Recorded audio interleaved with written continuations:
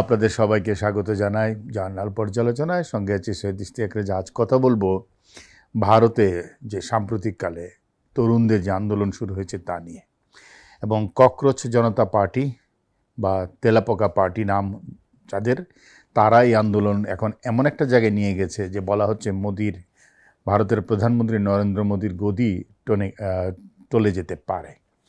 আপনারা দেখেছেন গতকাল সোমবার ভারত তো বটেই, বাংলাদেশেও আছে, সারা বিশ্বেই বড় খবরগুলোর একটি ছিল বিশ্বকাপের পাশাপাশি বড় খবর ছিল ভারতের পার্লামেন্ট ভবনের বাইরে তরুণদের বিক্ষোভ, সেখানে লাঠিচার্জ, অসংখ্য তরুণ তরুণী রক্তাক্ত, এবং সেই আন্দোলন ছড়িয়ে পড়েছে এখন সারা ভারতে। আজকে সকালবেলা আমরা দেখেছি, খবর এসছে মুম্বাই শহরে বড় বিক্ষোভ হয়েছে, কলকাতাতে হচ্ছে এবং পুনেতে হচ্ছে, অন্যান্য জায়গায় ছড়িয়ে পড়েছে। প্রশ্ন দেখা দিয়েছে যে এই তেলাপোকারা কি মোদির গদি নাড়িয়ে দিতে পারবে? কারণ এই জেনজি আন্দোলন নেপালে, বাংলাদেশে যেভাবে সাফল্য পেয়েছে, এখন সেরকমভাবেই এটিকেও দেখা হচ্ছে, এবং আন্দোলনের ধরনও একই রকম, স্লোগানও একই রকমের, ইনকিলাব স্লোগান, এবং একই সাথে খুবই ব্যঙ্গাত্মকভাবে এই আন্দোলনটাকে একটা বড় প্ল্যাটফর্মে নিয়ে যাওয়া হচ্ছে। ভারতের আন্দোলনও আমরা দেখছি ধীরে ধীরে সিভিল সোসাইটি, সুশীল সমাজের লোকজন তাদের সাথে সংহতি প্রকাশ করছে। অন্যদিকে সরকার অত্যন্ত কঠোর অবস্থান নিয়েছে এবং বলতে গেলে মুখোমুখি হয়ে পড়েছে ভারতের শাসক গোষ্ঠী বনাম তরুণ সমাজ, এরকম একটা জায়গায় গিয়েছে। ভারতের শিক্ষায় দুর্নীতি, বিশেষ করে ভর্তি এবং চাকুরির প্রশ্নপত্র ফাঁসের অভিযোগকে কেন্দ্র করে এই আন্দোলন শুরু হয় মে মাসের মাঝামাঝি।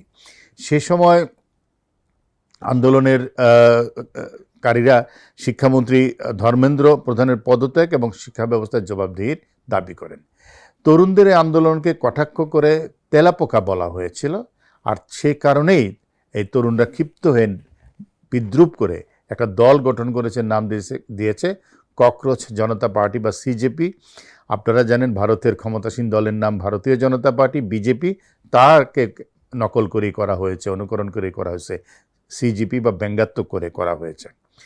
এই আন্দোলনের এখন নেতৃত্ব দিচ্ছে সিজেপি ঠিকই, কিন্তু এটি প্রথমে অনলাইনগুলোতে ব্যাপক আকারে ছড়িয়ে পড়ে এবং দেখা যায় মিলিয়ন মিলিয়ন ফলোয়ার এবং সাবস্ক্রাইবার হতে থাকে।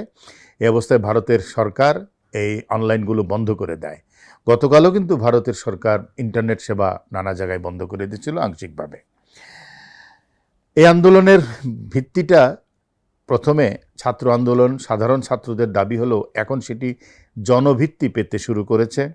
বিভিন্ন রাজনৈতিক দল এবং বিশিষ্ট ব্যক্তিরা প্রত্যক্ষ এবং পরোক্ষভাবে আন্দোলনের প্রতি সংহতি জানাচ্ছে, এবং দিল্লিতে গতকালকে সংসদ অভিযানকে কেন্দ্র করে যে ব্যাপক বিক্ষোভ হয়, সেখানে পুলিশের লাঠিচার্জ, কাঁদানো গ্যাস, ব্যারিকেড ব্যবহার করলেও শেষ পর্যন্ত পুলিশি বাধা অতিক্রম করে তারা কিন্তু সংসদ ভবনের কাছে পৌঁছে গিয়েছিল, এবং বিষয়টি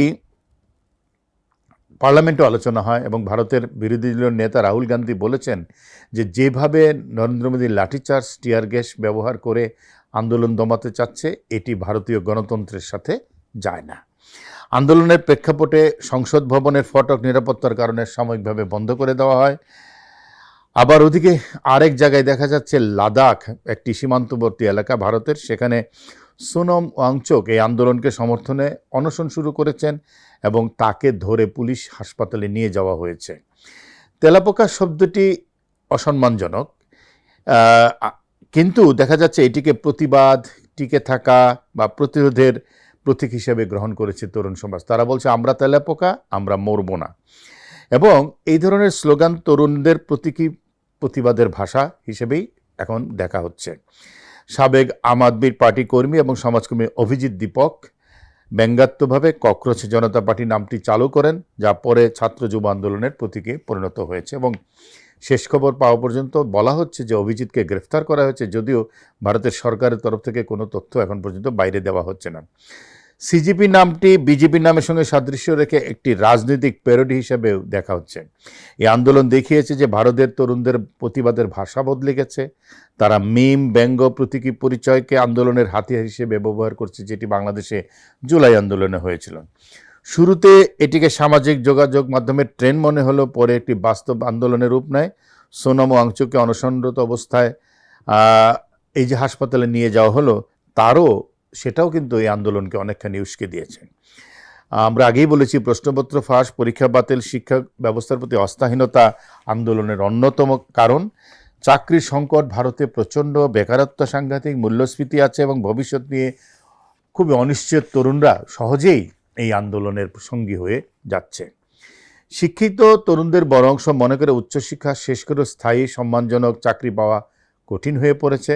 সরকারি চাকরির পরীক্ষাকে অনেক পরিবার জীবনের সবচেয়ে সুবর্ণ সুযোগ হিসেবে দেখে। তাই প্রশ্নপত্র ফাঁসের ঘটনা শুধু শিক্ষার্থী নয়, তাদের পরিবারগুলোকেও আসলে ক্ষতিগ্রস্ত করে, তারাও ক্ষিপ্ত হয়েছে। সামাজিক যোগাযোগ মাধ্যমে আন্দোলন দ্রুত ছড়িয়ে দিতে গুরুত্বপূর্ণ ভূমিকা পালন করছে, তাই সরকার সেদিকেই ব্যবস্থা নিচ্ছে। আমরা জানি ব্যঙ্গ, মিম, প্রতীকী ভাষা অনেক সময় আন্দোলনের চেয়েও বেগবান হয়ে দাঁড়ায় এবং সেটি কিন্তু ভারতে ঘটছে। আমরা জানি না যে এর কারণে মোদির গদি নড়ে যাবে কিনা, এই প্রতীকী আন্দোলন ভবিষ্যতে সাংগঠনিক রাজনৈতিক শক্তিতে পরিণত হবে কিনা সেটা এখনই বলা যাচ্ছে না। তবে অনেকেই বলছেন সিজিপি মূলত বিদ্যমান রাজনৈতিক ব্যবস্থা, রাষ্ট্রের প্রতি তরুণদের আস্থাহীনতার প্রতীক। তেলাপোকা এখানে একটা প্রাণীর নাম নয়, একটি বঞ্চিত, ক্ষুব্ধ এবং নিজেদের ভবিষ্যৎ নিয়ে উদ্বিগ্ন এক প্রজন্মের প্রতীক। তরুণদের মূল দাবি কিন্তু স্বচ্ছ পরীক্ষা, যেটা বাংলাদেশেও কোটা আন্দোলন শুরু হয়েছিল, জবাবদিহিমূলক প্রশাসন, দুর্নীতিমুক্ত নিয়োগ ব্যবস্থা এবং কর্মস্থলের নিশ্চয়তা। কিন্তু বাস্তবে একটা সময় গিয়ে হতো সেটি হয়ে উঠতে পারে তরুণদের সরকার পতনের আন্দোলনে। এবং ভারত একটি বড় দেশ, বিজেপি প্রায় 72% অঞ্চলে ক্ষমতাসীন, অর্থাৎ ভারতের 30টি রাজ্যের প্রায় 21টিতেই বিজেপি আছে। ফলে এখনই বলা যাবে না যে নরেন্দ্র মোদী সরকারের পতন ঘটবে। তবে তরুণরা যে সমাজের ভিত নাড়িয়ে দিয়েছে এবং বিজেপির যে জনপ্রিয়তা কমছে এবং সামনে যে আরও বড় ধাক্কা খাবে, তাতে কোনো সন্দেহ নেই। ভারতের জনতা পার্টি, ককরোচ জনতা পার্টির আন্দোলনকে কিভাবে মোকাবেলা করে আগামী দিনগুলোতে নরেন্দ্র মোদী ক্ষমতায় থাকবেন কি থাকবেন না, সেটি বোঝা যাবে আগামী কয়েকদিনের মধ্যেই। আজকের মতো জার্নাল পর্যালোচনা এখানেই শেষ করছি। সবাই ভালো থাকবেন।